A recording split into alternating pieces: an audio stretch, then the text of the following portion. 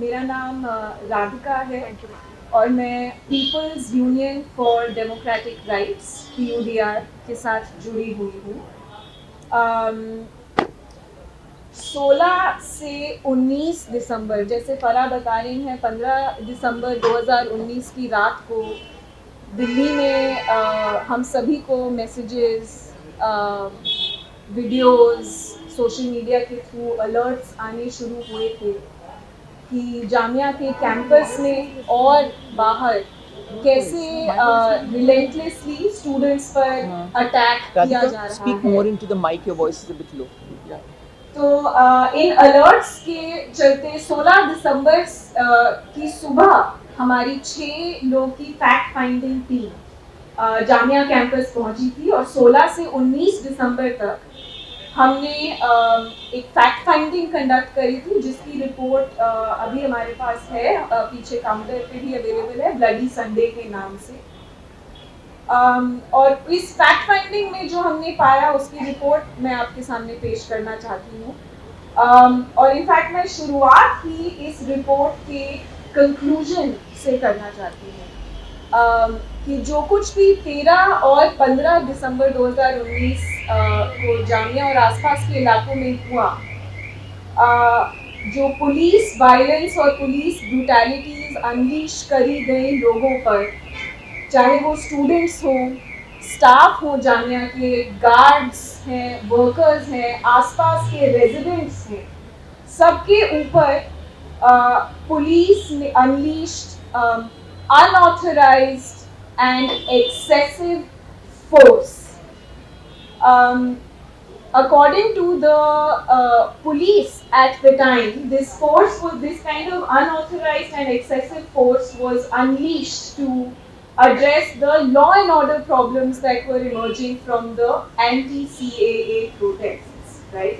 तो शुरुआत में उनका ये कहना था कि ये law and order problems create कर रहे थे एंटी-CAA प्रोटेस्ट, पर जैसे कि हम सब जानते हैं 2020 जब तक पहुंचता है, ये लॉ एंड ऑर्डर प्रॉब्लम को टेरर कॉन्स्पिरेसी घोषित किया जाता है, चाहे वो FIRs हो, दंगों के या चार्जशीट्स हो।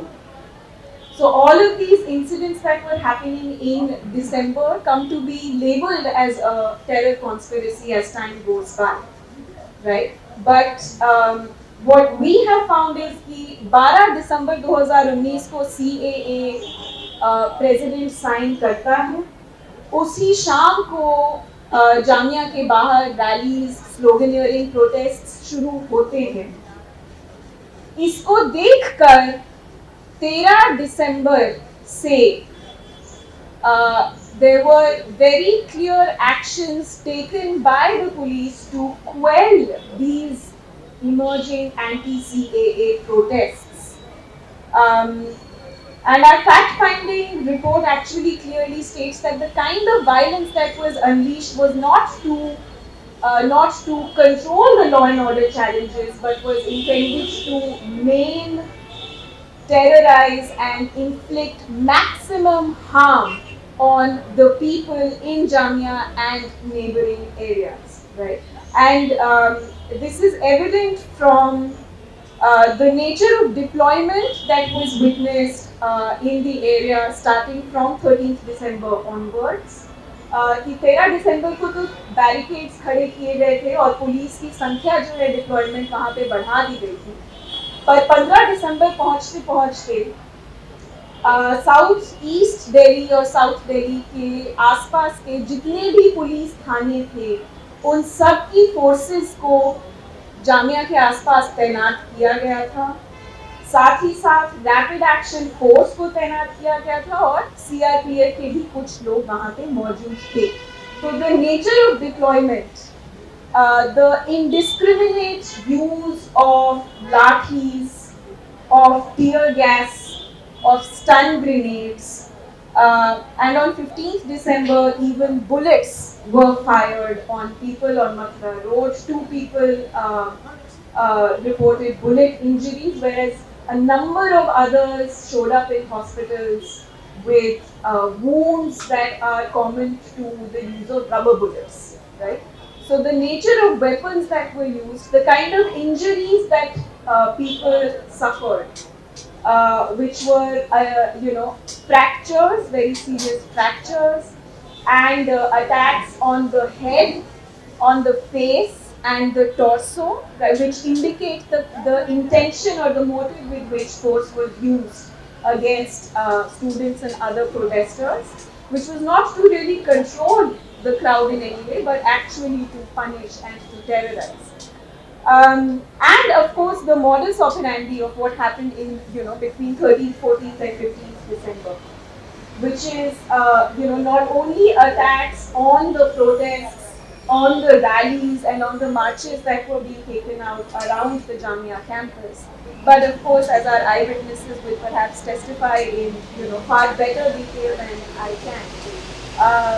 The forceful, unauthorized entry of the police and forces onto the Jamia campus, जो 13 दिसंबर को भी हुआ था और 15 दिसंबर को भी हुआ था, दोनों दिन पुलिस फोर्सफुली ताले तोड़कर जामिया के गेट्स में बिना परमिशन के एंटर करी और फिर उन्होंने मतलब लाइब्रेरी में, मस्जिद में, हर जगह काफ़ी दहशत फैलाया, राइट। और इस सब दौरान हमने मतलब जो 2014-15 से जो हम देखते आ रहे हैं दिल्ली में स्टूडेंट्स के ऊपर किस तरह रिलेंटलेसली अटैक किया जा रहा है, वैसे उसी दौर को कंटिन्यू करते हुए जामिया के स्टूडेंट्स पर भी हमने उनको मतलब टारगेट बनाया इन 3-4 दिन के अटैक्स के through.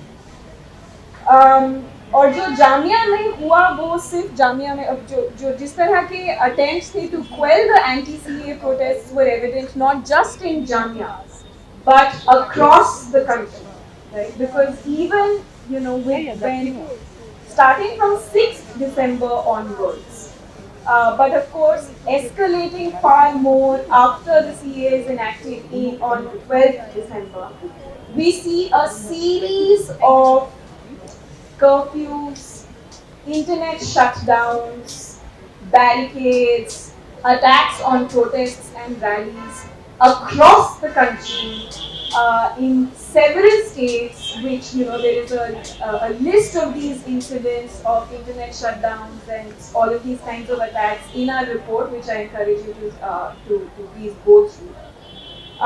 And particularly on the night of 15th December, or in Jamia and AMU, the kind of violence that was unleashed, right? So I briefly touch upon the incidents that happened on 13th and 15th December.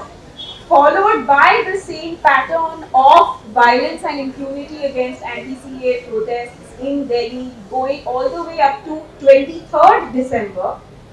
But even after that, as we know, till the end, till the Northeast Delhi riots break out, right? So, so just to start, on 13th December, in response to the anti-CAA protests that had started, the police in the morning sets up barricades around Jamia, right? Especially, the folk that goes towards Holy Family and other places. Barricades are set up with the clear intention of stopping the protests and stopping the rallies from moving forward.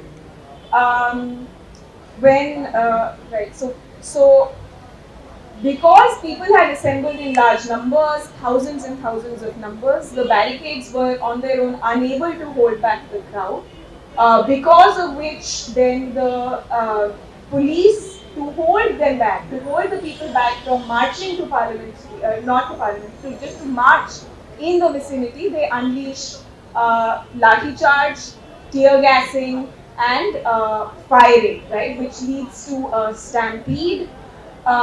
The police continue this for 3 to 4 hours outside the Jamia campus, and manage to push the protests back to the gates of the university.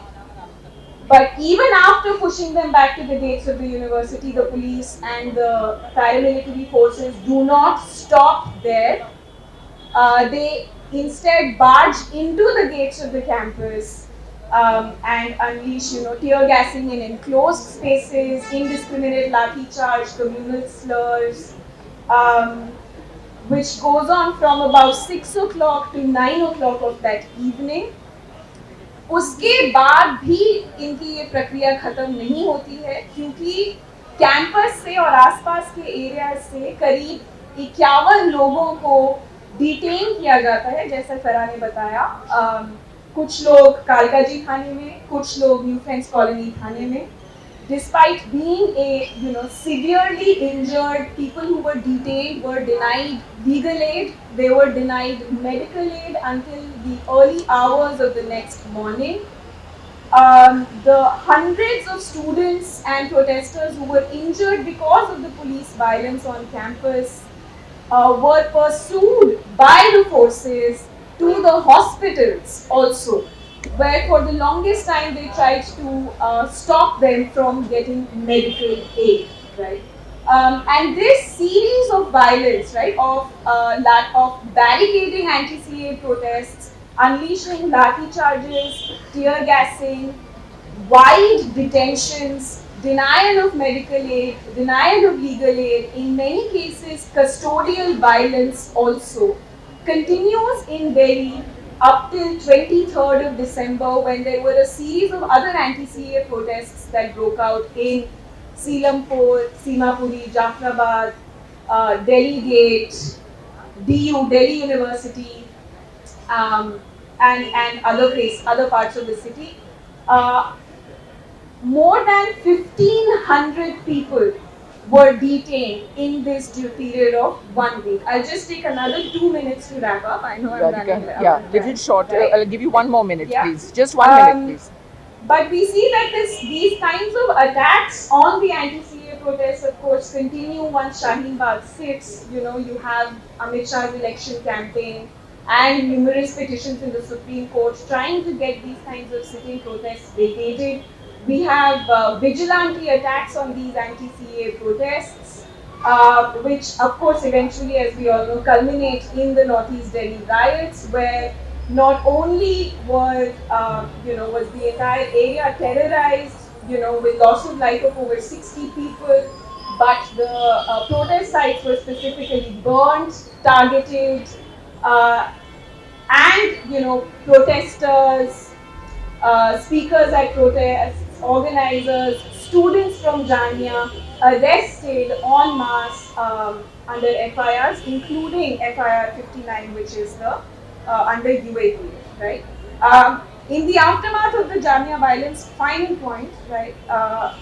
There were 4 FIRs that were registered against the students and residents of the university for the incidents of 13th and 15th December only, right? No FIR has yet been registered against the police and the paramilitary forces, even after 2 years. Despite the fact that the Jamia administration lodged a complaint, which was later dismissed by the magistrates court, the petitions by civil society, students, faculty, etc. of Jamia before the Delhi High Court for registration of FIR against the police and paramilitary are still pending 2 years later.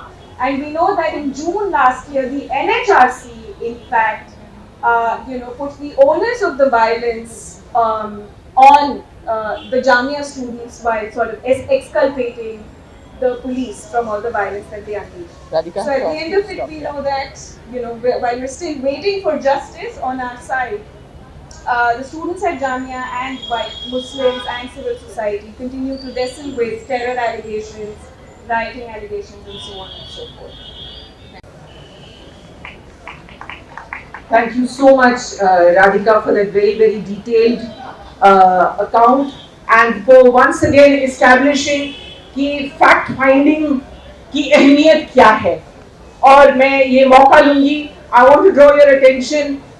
There is a photo exhibition around you, and I urge everyone who is here today कि आप जाइए, आप खुद चश्मदीद गवाह आज बनिए. अगर आप उन दिनों जामिया में मौजूद नहीं थे, उसके बाद नहीं थे, तो आज आपका ये मौका है. आप चश्मदीद गवाह बनिए, आपके भी रोंगटे खड़े हो जाएंगे. These are spine chilling pictures, and which is why जब हमने कहा था कि पत्रकारों की आजाद पत्रकारिता की फहरिस्त में जैसे हिंदुस्तान गिरता जा रहा है, उस फेरिस्त में जो लोग बंद किए जा रहे हैं, जो गिरफ्तार किए जा रहे हैं, वो फोटो जर्नलिस्ट एक बहुत बड़ी तादाद है। और photo journalist because they don't want you to see the injustice. So I urge everyone to take a look after this event is over to at this series of spine-chilling pictures from Jamia from December of 2019. I now ask Fawaz to talk about the fact-finding he did, and particularly to also talk about the violence in Aligarh Muslim University 2 years ago. Thank you.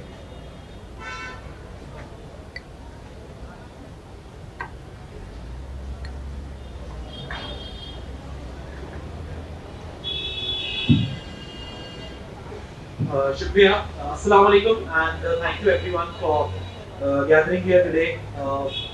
फरा ने जैसे बताया, हम उस दिन जो हुआ हम लोग वहीं थे और उसके चश्मदीद गवाह हैं। It's hard for me actually to recount everything that I saw that night because I don't think we're going to have time for that. But I'll just try to give you the context and I'll try to tell you what we found उसके बाद। जिस 15 दिसंबर को I can never forget, हम अबुल फजल में जामिया के पास के इलाके में ही थे और शाम को 5 बजे से बहुत साफ, उससे पहले से ही जो धमाकों की आवाज और टीयर गैस की आवाज वो आना शुरू हो गई थी और कई घंटों तक हम कोशिश करते रहे थे इलाके के बहुत सारे लोग कि किसी तरह जामिया पहुंच जाएं, किसी तरह कुछ वहाँ स्टूडेंट्स की मदद कर सके। But of course that whole area was cordoned off and even late at night, पूरा पुलिस एक्शन खत्म होने के बाद I remember we had to go and plead with the police, with the DCP who was stationed there, to let us go in. We had to tell him कि अंदर students छुपे हुए हैं, डरे हुए हैं, वो जख्मी हैं, उनको hospital ले जाना है. And it was then that he even allowed some residents of the Okhla area to go into the university campus, and that's where we saw the destruction and everything that Radhika was talking about, and I'll try not to repeat all of that. And उसी वक्त हमें पता चला कि NFC थाने में और कालकाजी थाने में बहुत लोगों को डिटेन किया है। एनएफसी थाने जब हम पहुंचे वहीं पे हम फरा से मिले एक्चुअली, और बहुत सारे साथी वहां पे थे, सीनियर जूनियर बहुत सारे लोग थे। और वहीं फिर हमें एएमयू में जो हो रहा था उसकी खबरें आना शुरू हुई एंड क्विकली ये डिसीजन हुआ कि इस वक्त जामिया के पास तो बहुत सारे लोग आ चुके हैं, एएमयू के बारे में कोई सही खबर नहीं आ रही। सो 3 of us, me and 2 other lawyers, Aman Khan and Fazal Afdali, we drove to. Sorry, can I just interrupt? Fawaz, could you come here? People aren't being able to record, and so there is a request. Could you come in the middle, please? Yeah, Akhtarista, you can just give him place, and we'll call you. Whoever is speaking, Radhika, if you can just move. Yeah, yeah. Fawaz, just come and continue. Please come and continue. Come here. Yeah.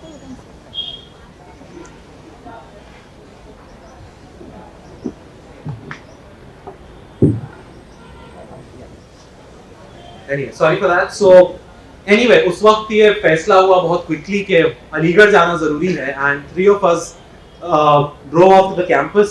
हम 3 बजे तकरीबन रात में वहाँ पहुँचे. The first thing we saw, of course, was the huge RAF contingent at the entrance and the broken door of the university lying on the floor. और उस I'm a student of AMU. I'm an alumni of AMU, और वो campus मैंने कभी भी इतना सन्नाटे में नहीं देखा, बिकॉज 2 बजे तक लाइब्रेरी खुली रहती है, कुछ ढाबे खुले रहते हैं, हमेशा कुछ स्टूडेंट्स आपको दिख जाएंगे. It was the first time in my life that I saw not a single student on campus. Of course clear science of destruction and the whole university, the campus was taken over by blue uniformed RAF personnel. और जब हम पहुंचे 3 बजे तो वो university से जो हुआ था 2-3 घंटे पहले उसकी निशानियां मिटा रहे थे, शेल्स उठा रहे थे, गेस्ट हाउस के पास खून पड़ा था. 2 घंटे बाद हम आए तो वो गायब हो चुका था. और लाइब्रेरी से और हॉस्टल के सामने से स्टूडेंट्स की बाइक्स को उठाकर एक ट्रक में डाल रहे थे, विच वी लेटर फाउंड के उन बाइक्स को यूज करके स्टूडेंट्स को नोटिसेस भेजे गए और उनको चार्जशीट किया गया. Anyway, the first place that we naturally went was the trauma center, and उसके बाद where again nobody was ready to speak to us. It was complete silence, complete, कोई वहाँ मौजूद नहीं था. 3 स्टूडेंट्स आईसीयू में थे, एक को रिपीटेडली सीजर्स आ रहे थे, doctors were not meeting our eyes, and there was a guard who was clearly as unsettled as we were, जिसकी वजह से हमें पता भी चला कि 60 से ज्यादा स्टूडेंट्स रात में आए थे और उन्हें भेजा गया. उसके बाद बस फर्स्ट एड लेकर के भेज दिया. उसके बाद we went to the hostels, we saw the injured students, we saw the room in Morrison Court that was burned by RAF officers, and उसकी बेसिस पे फिर हमने एक फैक्ट फाइंडिंग की. और अगले 3 महीने में जब एनएचआरसी इन्वेस्टिगेशन चलता रहा, as we fought to get student testimonies on record, that is where our fact finding happened. And I'll just try and recount what we found at AMU and how it's and the similarities with Jamia. Aligarh में भी जैसा जामिया में हो रहा था, 10 तारीख से protest शुरू हो चुका था, and huge protests were happening. On 13th actually 10,000 students had turned up for a protest, and they were regularly happening at the university's main gate, completely peacefully. There was no incidents of violence. 15 की रात में जैसे ही जामिया के violence की खबरें आने लगी, तो लाइब्रेरी कैंटीन से यूनिवर्सिटी गेट तक, जो यूजुअल प्रोटेस्ट रूट और प्रोटेस्ट साइट है, as happens in our rituals of protest and democracy, उस यूजुअल रूट से सॉलिडारिटी शो करने के लिए स्टूडेंट्स निकले. बट उस दिन यूनिवर्सिटी सर्कल, जो गेट से मुश्किल से 1 किलोमीटर दूर है, उस पे भारी आरएएफ का एक कंटिंजेंट मौजूद था. Unbelievable numbers of these blue uniform riot control police, who actually many students said that were actively jeering the students and daring them to step out of the gate. And as a few groups of students went out of the gate during the protest, suddenly water cannons शुरू हुए, tear gas, लाठी charge, and within half an hour, 8 बजे तक एक full blown लाठी charge हो चुका था. Of course, लाठी चार्ज के फोर्स में students dispersed, but the RAF barged into the campus. It not just came into the campus, it chased the students. वो गए गेस्ट हाउस के अंदर, हॉल में और बाथरूम में जाके उन्होंने दरवाजे तोड़े, स्टूडेंट्स को निकाला. वहां पे एक पॉइंट पे एक्चुअली गेट से आप आधा किलोमीटर दूर जाएंगे, एक चौराहा है, वहां कुछ स्टूडेंट्स जो ब्रूटैलिटी थी पुलिस की, उसे देख के सफेद रुमाल हिलाने लगे और बोलने लगे कि हम सरेंडर कर रहे हैं, हम जा रहे हैं, आप प्लीज हमें छोड़ दीजिए. उसके बाद भी पुलिस ने उन्हें चेज किया, और चेज करके एक हॉस्टल है मॉरिसन कोर्ट का, उसमें I mean a lot of incidents happened, but वो जो इंसिडेंट है आपके सामने बताना बहुत जरूरी है. उस हॉस्टल में पुलिस को देख के जाहिर है बच्चे अपने कमरों में छुप गए. उसके अंदर एक रूम नंबर 46 है, जहां 3 स्टूडेंट्स पनाह ले रहे थे. आरएएफ के ऑफिसर्स अंदर घुसे, उन्होंने पहले दरवाजा पीटा, फिर उसकी खिड़की में छेद किया और उस बंद कमरे में टीयर गैस शेल फायर किया. ऑफ कोर्स वो स्टूडेंट्स मतलब एस्फिक्सिएट हुए, कमरे में आग लग गई, और जैसे ही वो बाहर निकले उनको पीटना शुरू किया. उसमें से एक स्टूडेंट कश्मीरी था, उसे बाहर ले जाके उन्होंने पेड़ से बांधा और पेड़ से बांध के मारना शुरू किया. And this happened with a number of students, जिनको डिटेन करके मारते हुए वैन में ले गए, पुलिस स्टेशन ले जाके कश्मीरी स्टूडेंट्स को खास करके पुलिस स्टेशन में मारा, गालियां, racialised slurs, that was all over. यही कहानी मतलब वायलेंस की दास्तान सुनाते जाना, ये अपने आप में कोई चीज नहीं है, बट जो उस दिन हुआ एएमयू में, वही कहानी जामिया में थी. It was not just the brutality of the attack, but it was also जो वो कह रहे थे मारते हुए, जो मुस्तकिल मुसलमान होने पे गाली, कश्मीरी होने पे गाली, और वो कंप्लीट रेशियलाइज्ड स्लर्स जो वो यूज कर रहे थे, उससे समझ में आ रहा था that they are not here for any crowd control और any law and order work. They are here with a very clear purpose. वो इन स्टूडेंट्स को सजा देने आए थे कि उन्होंने प्रोटेस्ट करने की हिम्मत कैसे की. And I remember that this was the protest at AMU and Jamia had instilled hope in all of us, और वो उस होप को खत्म करने आए थे. इसीलिए ये सेम पैटर्न्स आप जामिया एएमयू दोनों के वायलेंस में देखेंगे. खत्म करने से पहले मैं बस मतलब ये जो वायलेंस के इंसिडेंट्स हैं और जो दास्तान है, ये हम बोले जा सकते हैं और इसमें कोई अंत नहीं है, बट दैट डे, मतलब मेरे लिए उस दिन बहुत ही अनसेटलिंग और बहुत हैबतनाक दिन था। लेकिन उसी के बाद 1 हफ्ते बाद, 2 हफ्ते बाद, जिस तरह स्टूडेंट्स वापस आए, जिस तरह रेजिलियंस उन्होंने दिखाया, जो प्रोटेस्ट उस वायलेंस के बाद शुरू हुआ, दैट इज एक्चुअली, वो है उस पूरे सीए प्रोटेस्ट की उम्मीद की कहानी, उसके होप की कहानी, कि इतना ब्रूटलाइज वायलेंस फेस करने के बाद भी स्टूडेंट्स वापस आए, उन्होंने स्टडी कॉर्नर्स के नाम से अपने प्रोटेस्ट साइट्स शुरू किए, and those became the epicentre of the anti CA protest all over the country. और मुझे लगता है आज 2 साल बाद भी कैंपस बंद है, जामिया और एएमयू में किसी तरह की पॉलिटिकल एक्टिविटी अलाउ नहीं की जा रही है, बट ये गैदरिंग सिर्फ जामिया के स्टूडेंट्स और उनकी सॉलिडारिटी में जो ये गैदरिंग हुई है, this is where we have to draw hope. और खत्म करने से पहले I just want to, because we are gathered here to remember, I just wanted to remember some words from Khurram Parvez, that brave Kashmiri who's another person that's in jail in the name of our security. And Khurram says, we believe that memory is the most important tool which the oppressed people have. Oppressors want us to have amnesia, that we forget everything. The only potent weapon we have as a weak and oppressed people is memory. Our memory will always help us to sustain the struggle against injustice. Thank you. Thank you so much, Fawaz, for ending both with that powerful quote and also for ending on a note of hope. Fawaz ने आखिर में हमें दोबारा याद दिलाया कि इतना सब कुछ होने के बावजूद इसी जामिया के स्टूडेंट्स ने एंटी सीए मूवमेंट की एक तरह से नींव रखने की हिम्मत और ताकत दिखाई। तो बहुत हम उम्मीद को भी आज याद रख रहे हैं, उम्मीद का भी आज जश्न जरूर मना रहे हैं। My next speaker, it is again, जो एक बात हम कहना कभी कभी याद भी हो जाता है और कभी भूल भी जाते हैं, कि इस मूवमेंट में सबसे आगे बैरिकेड्स तोड़ते हुए, not just physical barricades but समाज की बैरिकेड्स को तोड़ते हुए जामिया की महिला छात्राएं थीं। उनको तालियां, जोर से तालियां, जो सरकार बेटी बचाओ बेटी पढ़ाओ के नारे देती है। अरे ये बेटियां पढ़ रही थी, ये बेटियां आगे बढ़ रही थी अपनी तालीम के बदौलत, और इन बेटियों ने वो हिम्मत दिखाई। They became the face not only of the Jamia movement. I mean, particular look, in any movement, some faces, some photographs become iconic.